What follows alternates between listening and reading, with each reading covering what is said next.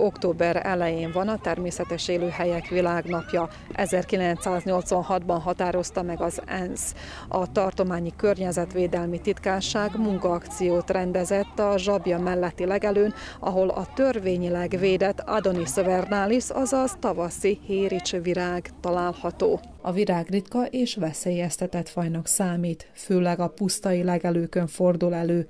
Legeltetés mellett bozótírtással tartható karban a természetes élőhelye. Ha nem óvjuk meg az élőhelyet, és a szukcesszió, illetve az elbokrosodás, a fásnövényeknek az elterjedése visszaszorítja az élőhelyét, akkor sajnos a kipusztulás szélére is sodródhat.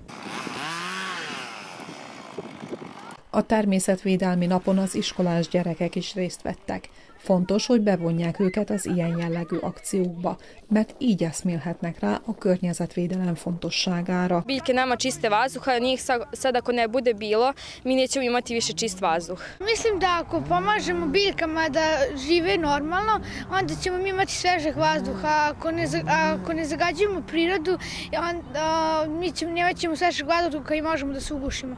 A természetvédelmi munkanapot a Tartományi Környezetvédelmi Titkárság, a Fruska-Gora Nemzeti Park és Zsabja község szervezte, azon a 40 hektáros területen, amelyen külterjes módban tartják a házi állatokat.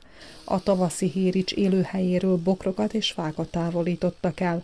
Alexander Andrić, tartományi környezetvédelmi titkárhelyettes szerint elengedhetetlenek a természetvédelmi akciók. Pokušavamo da damo svoj puni doprinos zaštiti prirodne sredine, jer svaki pa i najmanji korak je veoma značajan. Nadamo se da će tako biti u budućnosti i svaka akcija ovog tipa ćemo kao pokrajinski sekretarijat uvek podržati. A tavaszi hérics élőhelyéről galagonyát, gyalogakácot és más vadon növő fászáró növényeket vágtak ki, és égettek el az aktivisták.